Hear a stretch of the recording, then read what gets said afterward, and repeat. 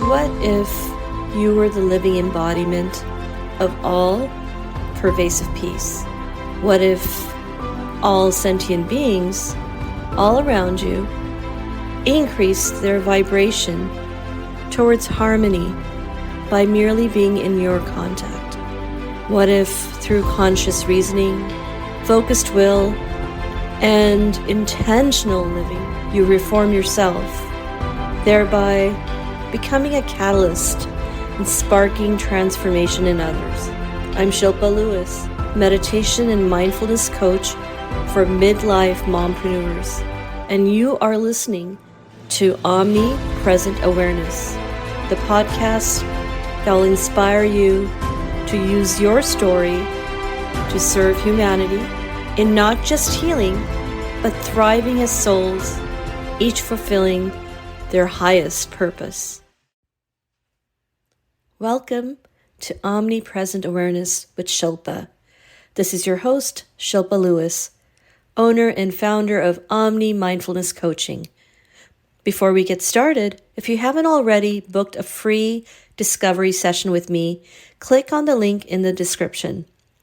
I'm a holistic transformational life coach, specializing in helping midlife mompreneurs bring balance, clarity, and life alignment, both personally and professionally, so that you may live your best life.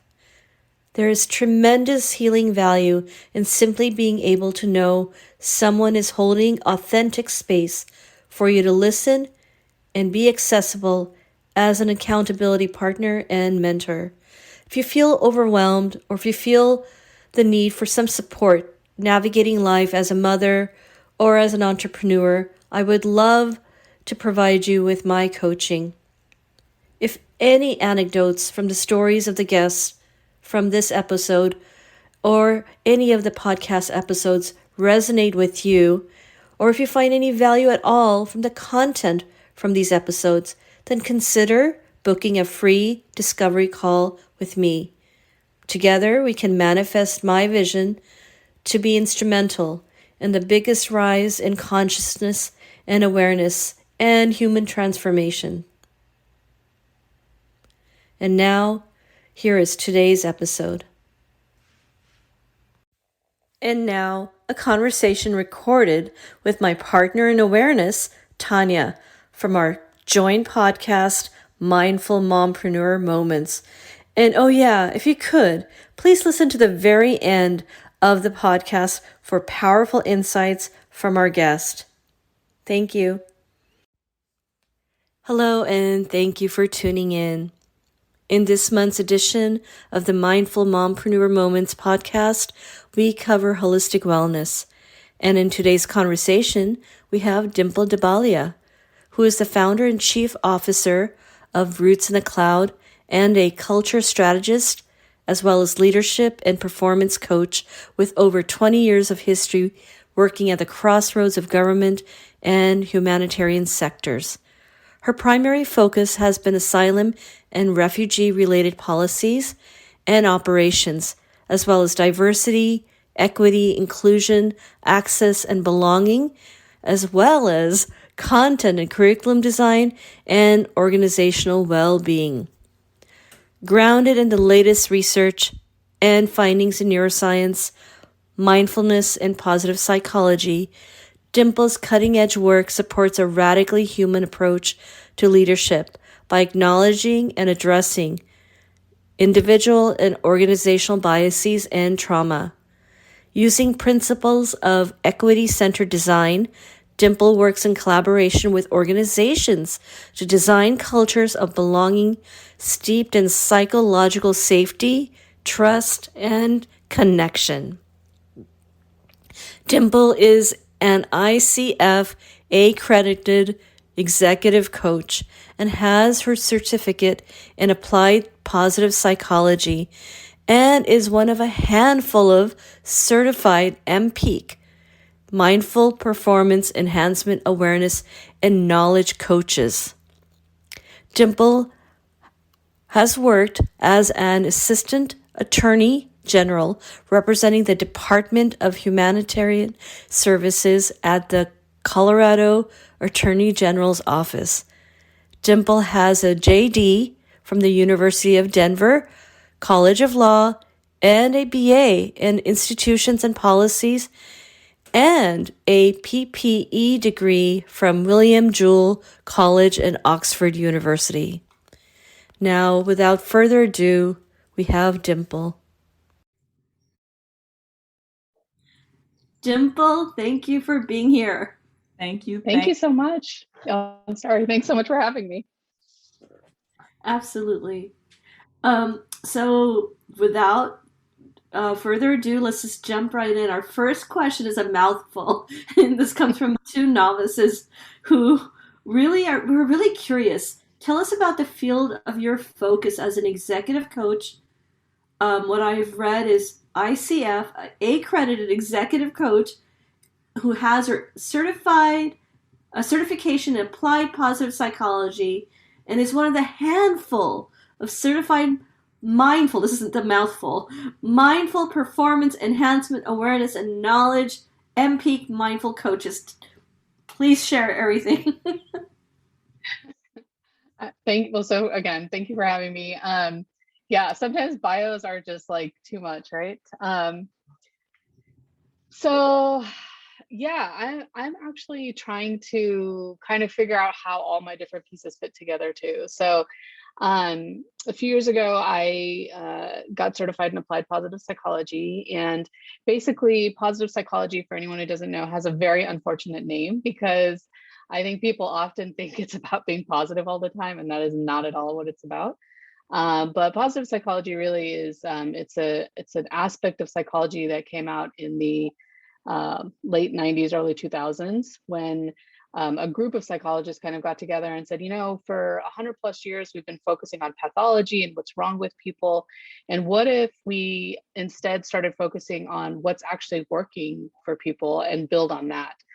And so it kind of like shifted the dynamic. And a lot of it was coming out of the trauma work that was being done, right? Because there was this subset of people who were experiencing major traumas in their life, and yet they were coming out on the other side of it stronger than before the trauma occurred. And so this group of psychologists were like really curious about that and said, you know, what happened here that made them different? So that's what positive psychology is about. And to this theme of holistic living or holistic well-being, it's very much about that because it focuses on 6 kind of key areas. So we look at positive emotions, we look at engagement, we look at relationships and kind of those high quality contacts. And then we look at meaning, we look at achievement, and then we look at vitality, so kind of the physical aspect. And so it's a model called PERMA-V. And so the idea is that as whole human beings, we really want to feed into all the different parts of this. So that's the applied positive psychology piece of it. And then there's MPEAK. So MPEAK is mindful performance enhancement, awareness, and knowledge. And this is it's something I absolutely love teaching. It's just, you know, it's this idea that I think mindfulness often gets this, there's a lot of misconceptions, right, around mindfulness. And this idea that, oh, mindfulness is just about meditating and sitting on a cushion and it's very soft and what, you know, but as you all know from your own practices, you know, meditation and mindfulness, like they're one of the hardest things to cultivate. Like they take a lot of active, intentional work. And so MPEAK really looks at the cross section of where mindfulness meets performance. And so, you know, oftentimes this thought that, oh, to be mindful, I have to be sitting quietly and whatever.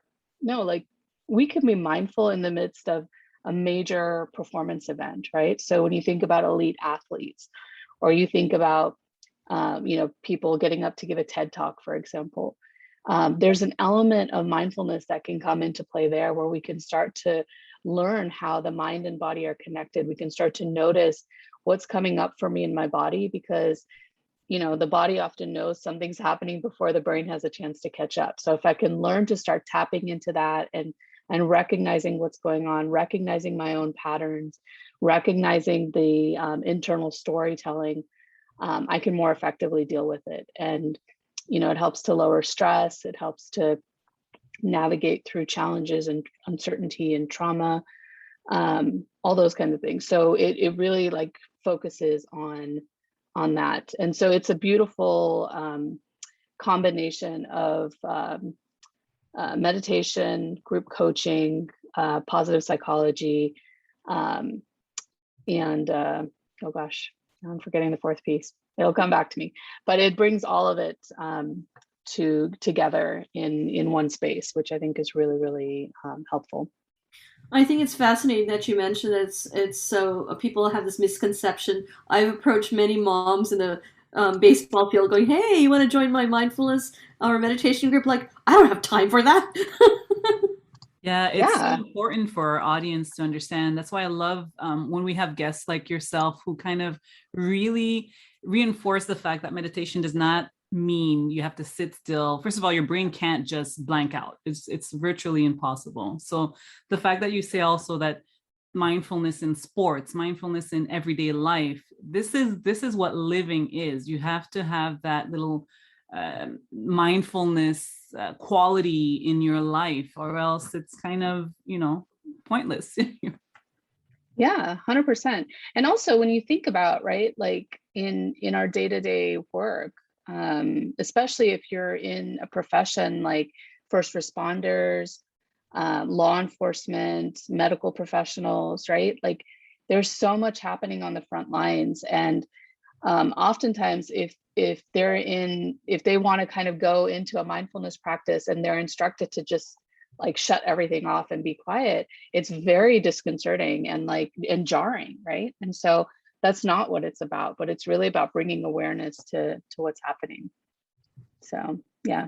And the fourth piece of MPEAK is neuroscience. So we bring in a lot of the neuroscience around it. So Yeah, and I absolutely love that as well, especially for skeptics who think that meditation in itself is kind of like a woo-woo science, like it's nothing to do with science. It has everything to do with science these days. More and more they're revealing that. So thank you. Absolutely. The neuroscience aspect has been fascinating for me because having been raised meditating in all the aspects, the science part just now in the last few years, I'm like, oh yeah, new neural pathways are being generated. I'm actually making a difference in my brain. yeah, I love that, right? Because I also grew up meditating, but I actively used that time when I was growing up to like daydream about other things. So I was like, I don't need this. I don't understand this. Like, why am I doing this? But yeah, the science piece of it was really what got me as well, was like, oh, like I can actually change my brain to do stuff that I really want to do. Absolutely. So Dimple, tell us about your path into the field of organizational trauma and your decade-long journey of living, working, and traveling in over 40 countries. Yeah, I am so grateful for the career that I've had. Like it's been incredible. And so I spent 18 years working in the federal government. So I worked in the Refugee Asylum and International Operations Directorate within US Citizenship and Immigration Services. So that is a mouthful. But I did everything from I started out as an asylum officer. So I was interviewing asylum seekers here in the US. And then I traveled all over the world interviewing refugees for resettlement into the US. And I also was posted overseas twice, working out of the embassies and things like that. So that's where a lot of that international travel came from, was really just doing a lot of the work related to that. But as a result of that, so I think often in these kinds of mission-driven organizations, there's a real it takes a certain personality to want to do this work, right? Like you really want to make a difference. And so in that way, the work feels amazing. And I was just writing about this yesterday, about how there's this, there's a rush that comes from, being in places that are not entirely stable, and being on an airplane that is got some duct tape on it, and so there's some excitement that comes with that kind of work. Yeah, that's a But rush for you. I'm not sure. but the piece of it that people don't talk about is, you know, in this kind of frontline work, there's so much vicarious trauma and secondary traumatic stress. And people don't talk about that piece of it, right? So mental health in general, like in the workplace, people don't want to talk about it. And I think it's really important to kind of destigmatize it. Like we have to talk about it because it is a very real part of any kind of frontline work. If you're in the business of serving other people and trying to better other people's lives, you're taking on a lot of stuff. And so I think we do a real disservice by not talking about it. Yeah, So you for me spoke about, personally, sorry, you go spoke ahead. about compassion fatigue as well. Yeah. Yeah, Yeah, and compassion fatigue. that does feel relevant even during the times of COVID, where you know a lot of frontline workers are constantly. Like my grandmother was a nurse, and I felt like she was constantly managing those emotions of compassion fatigue. Yeah, and it's very like understandable, right? Like if you're every day, you know, just trying to take care of other people, but you're not taking care of yourself in the process, like at some point something's going to give, right? And so the compassion fatigue is a really big part of it. In my case, it was, you know, hours on end every day listening to these horrible stories of, you know, torture and flight and all this other stuff, and just taking it in and having to make decisions that you knew were going to impact other people's lives. So it was very like there was a lot of pressure around that. And so I was on a trip in 2010, I believe. I was in Zambia and we were interviewing Congolese applicants, which the Congolese cases were some of the worst I had ever heard. We were interviewing the last of the 94 Rwandan genocide survivors, and then we were interviewing what are known as protracted Burundians. So these were people from Burundi who literally had been born in refugee camps and then had subsequently been attacked again in the refugee camp. So they were basically refugees twice over. And these were like some of the worst stories I had ever heard. And pretty much every single case had rape as, you know, being used as a tool of war. And there was only two of us actually there to do like hundreds of cases. So really long days, and it was just a lot. And it was the first time in almost 7 or 8 years of doing this work that I was really struggling to manage my emotions. Like during interviews, I'd find myself crying, like as the applicant was telling their story, which had never happened to me. I was really struggling to sleep at night. And when I would fall asleep, I'd have really horrible nightmares. Um, I found myself like with my teammate, and we would end up going to the bar like right after work rather than like going to do something better for ourselves, right? And so there was a lot of things like that happening. And I realized very quickly, I was like, this is not normal. Like this is not, or it's not healthy, right? It's normal, but it's not healthy. But I didn't feel like I could talk to anybody about it. I didn't feel like I could say to my boss, hey, you know what, I'm struggling with this. And so I kept it to myself and started doing a bunch of research. And that's actually where mindfulness initially came up for me. Was there was a lot of stuff out there about how people in this line of work, you know, face these kinds of traumas, and that mindfulness is one way that you can kind of navigate through that. But Sorry to cut as you I off. was, Sorry to cut you off, Dimple. You're saying you couldn't even talk to your boss about it. You would think that in a field such as this one, things would be already implemented for their employees. Were there no tools? no, and that's a great question. So this is like one of the things that I'm really working on now is this idea of creating a duty of care for people in, you know, in my line, what my previous line of work, or in the medical profession, first responders, et cetera. Because the duty of care that exists is very focused on physical health and security, and super important part of it. But I really think that there is a moral obligation to also include like mental and emotional health, because we are literally like, so to answer your question, no, there's not necessarily stuck in place. It's getting better. Like they've got more, like now there's more offerings around like debriefings and things like that, but there's still not a culture where people feel comfortable saying, hey, I'm like I need to take a break, without feeling like they're going to be written off or looked at differently or anything like that. So yeah, there's not a culture of that yet. But I think that it is really, really important for organizations to start looking at how they can implement some kind of a duty of care that is more holistic and looks at the whole human being. So yeah. Absolutely.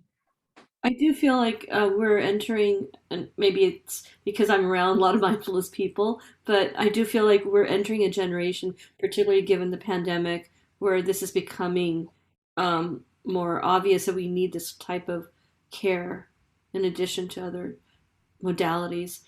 Speaking of modalities, can you share what kind of modalities do you use on a daily basis in terms of mindfulness to keep your life holistically grounded? That's a good question. So for me, like I have an ongoing kind of meditation practice for sure. So there's that aspect of it. So first thing in the morning, I have kind of the like, I hate to use the word routine, but that's kind of what it is, where like I know that I'm going to sit every day and I'm going to take that time to just focus in, right? But then the other piece for me is really the compassion piece has been a big one. So bringing in self-compassion and really learning to have the compassion for myself so that I can extend it out to others that I'm interacting with on a daily basis. And then the awareness piece. So for me, like I'm really trying to be better about bringing awareness to everything that I'm doing. So, noticing when I'm on autopilot throughout the day and bringing myself back into the present moment so that I can actually, be present to whatever's happening, good or bad. And then learning to just, trying to practice non-attachment around it, which, as you know, is one of the tougher pieces of that. But yeah, just really getting curious around like things that are coming up. For me, because of MPEAK, the interoceptive piece of it, so really that mind-body connection has been really life-changing in terms of being able to tune in much quicker to what's coming up for me and noticing, because in the past I would have either ignored it or just like pushed it away as like, yeah, whatever, and now really just stopping to think about like, well, what's coming up for me and why is it coming up for me? And learning to trust that a little bit more. Yeah, So, I was just I'm about not to sure if I MPEAK has to help a lot, and I'm so excited for what you have in store for us. I believe you said in January there should be something coming up, so I just want our audience to know that they can look out for that. We'll be sharing more once we have all the details, but I'm really excited to find out what all of this MPEAK is about. Well, you gave us a pretty good idea, and it sounds like something that everybody needs in their life. So yeah, thank you for that, for creating it, for being a part of it. Yeah, so I should clarify, I didn't create it. It was actually created by UC San Diego Center for Mindfulness. And it was created in conjunction with the men's, the USA National BMX biking team. Yeah, and so they had done pretty well one year, and then the next year, the next time the Olympics came around, they completely like didn't get any medals. And so their coach was like, it's not that they don't have the skill. Like, I think they're in their heads about this. And so they partnered with UC San Diego to look at how they can introduce mindfulness into their kind of their practice routine, right? So their physical practice, and then there's this mental practice. And on the next round of Olympics, they did actually win some medals. And, we can't say with 100% certainty that it was because of this, but there's definitely a lot of really, yeah. And you mentioned what is coming up for one. I've been part of so many conversations lately. I attended Mindfulness 2.0 recently, the online version. And the concept of awareness, attention is like the single thread that I keep seeing come up. And even for myself, when I wake up, the first thing is, where am I at? Even I have a routine, but my routine is not always consistent. I had a rough day yesterday. Today, my routine wasn't there. I woke up late, and instead of beating myself up, I did what you were talking about. Like, I'm going to show myself some compassion. I did have a rough day yesterday. Yeah. Mm-hmm. Extremely And important. it's so important. Yeah. And, and even with compassion, people are like, oh, compassion just lets you off the hook. And it's like, well, no, like in MPEAK, we talk about there's the yin and the yang of compassion, right? So the yin is that soft side that says, you know what, it's okay. Like, you had a rough day, things happen. But the yang is that tough love piece that's like, all right, yeah, it was a rough day, but we're gonna start again tomorrow. Like, and so yeah. That's It's right. like one foot in front of the other, just keep moving forward. Yeah. You have to Yeah. feel it and then you get over it. Yeah.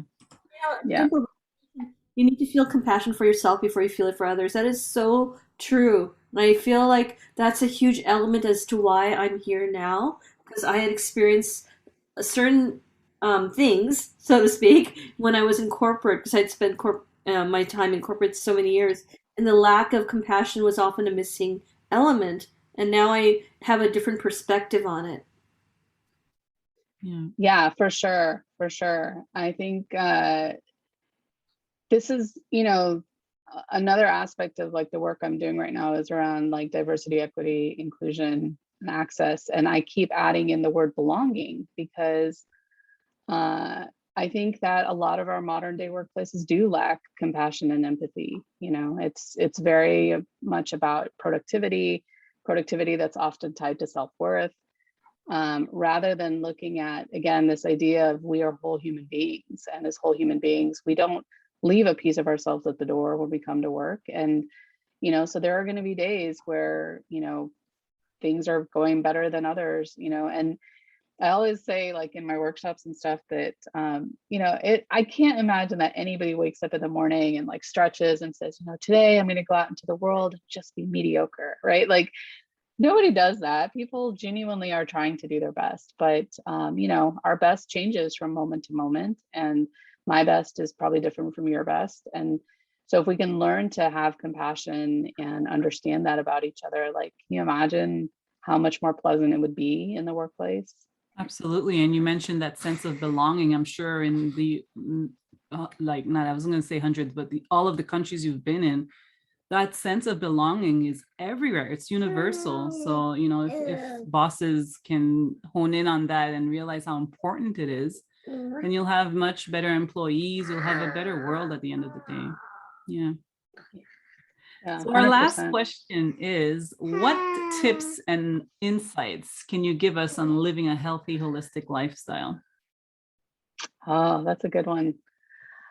I think part of it is just number one, recognizing that it's not a one size fits all approach, right? So it's different for everyone. So really like taking the time to figure out like, what is it that makes me feel good and kind of refills my cup, right? And then the other piece of this, I think, is also like getting away from the guilt of practicing self-care. Like, I think self-care, often people are just so like, oh, I can't do that. I don't have time. But, it's just like everything else, and we've all heard like the analogy about putting on your own oxygen mask before helping others and things like that. But the reality is like self-care is it's not any one thing. It's a group of things, right? And so it's whatever we can do to kind of limit the stress in our lives, right? So we need some stress. We know that stress is helpful in the right amounts. We need it. But most of us, if stress is on a continuum, most of us exist on one end or the other. We're not like in the middle where we should be. And so, trying to just figure out like the things that are actually going to help you navigate that and feel better. And to me, like, holistic well-being is not just about our physical health, right? The physical health is so important because if our body's not working, like it makes everything else suffer. But it's also about our mental health, our emotional health, our relational health. Like as human beings, as you guys know, we are hardwired for connection, right? Everything that we do stems from this need that we have to be connected to other people. And so if that relational health is not strong and there's a feeling of isolation, that can be really damaging. Our spiritual health. So again, that doesn't necessarily have to be religious, but it's about feeling connected to something bigger than ourselves. And so to me, living kind of a holistic life or having this idea of holistic well-being is really attending to each of those different areas. And so finding aspects of self-care that relate to each of these. And so part of this is really like in a lot of the work that I do with coaching clients and stuff is really assessing like which bucket is kind of feeling empty right now in this moment, and then targeting your self-care to that specific bucket so that it's not like, people say, oh, like, self-care is about bubble baths and yoga. Like, okay, you know what? Like yoga might actually feel really good if I'm in a space where my physical, emotional is kind of low, then maybe yoga is a great fit, right? But maybe if my relational feels low, then it's time to connect with a friend or, so really being able to kind of target self-care in a way that is going to be beneficial and refill those specific things. We sure chose well with the holistic wellness because this is exactly what it's all about, right, Shilpa? Like a 360-degree, yeah. Articulating it in our own words back and forth this month because November for us is Holistic Wellness Month. However, you articulated it so well. There are so many buckets, and each bucket may not be filled, maybe half filled, or some of us may not even be aware that, hey, I haven't even attended to the fact that, like during the pandemic, many were isolated. Yeah, for sure. Like, there's a beautiful book by Vivek Murthy called Together. So he's the Surgeon General now, and he was under. Oh, have you read it? It just came in the Amazon. Okay, yeah, it's one of my favorite books, and he talks about the epidemic of loneliness and just how much of an impact that's made on us as a society. And when you think about like he gives an example of 9/11, and I never knew this story, but I guess when the towers were coming down, like people were either running towards the water or running the other way, but like tens of thousands of people started coming towards the water. And so the Coast Guard didn't have enough boats. And so they put out a call to all the ships in the area saying, hey, we need you to come in towards these buildings that are, falling. And all these ships they said okay, and they just like because there was this sense of like that human connection, like we're there to protect each other, to help each other. And in a space where you didn't know what was happening and you're seeing like this massive thing happening in front of you and you're going right back into it, like it's really phenomenal. But that's like the power of connection. And so when you think about, especially in this country, right? Like if you grow up like our families in, whether it's in India or my mom's family was from East Africa, they were very large families and they stayed together and there was that sense of community, right? And here it's like people are very isolated in a lot of ways. Families don't necessarily live together. And even in India, that's changing a lot now too. People are moving out and stuff like that. But so it's a different, but it impacts us because we just don't have that sense of connection anymore. And so, yeah, I'm so glad you got the book though. I tell everybody to read it. I think it's such a good. Well, you just got me. I got goosebumps because I literally was attending Mindfulness 2.0 where Vivek gave a talk. The book was mentioned, and I ordered the book. And as soon as he said it, I'm like, oh, I can't wait to read it now. Yeah, it's a really good one. And stories like the one you just shared about 9/11 just need to be kind of told and told and told. And so that any kind of stories like that, people can just kind of know that there are good people out there, and our sense of belonging and sense of wanting to help one another is just extremely powerful. Sorry, my son is talking at the same time. That's okay. Yeah, for sure. And you saw a lot of that coming up in the pandemic too, right? Like people stepping up to help each other, and Absolutely. especially where you saw like, especially older people who might have been on their own, and people like bringing them groceries and food and things like that. So it's there, you know, we just have to find it and cultivate it and nurture it, I guess. Yeah, absolutely. And especially with the elders, my dad lives fairly close, and he recently had his knee surgery done. And the nurse called me and said, "It's so nice you take care of him." I'm like, of course. Yeah. Like it's like not always a given. not even. Yeah. True. I know, like I've had a lot of people who have written to me. Like I write a lot about losing my mom, and I've had a lot of people write to me and say, you know, I just get so much out of reading, you know, about your relationship with her, and how you, you know, that you guys live together and this and that. And it always seems strange to me, right? Because like it was never an option that she wouldn't live with either myself or my sister, or, you know, but yeah, it's not a given. And that's okay. Like there's no judgment on my part around that, but it's just, it's interesting. Yeah. Thank And you. I too love the story. I just wanted to say that I too love your story of your bond with your mom, and I will have to have a deeper conversation with you about that one day. But thank you Yeah, for sure. for all of the insights.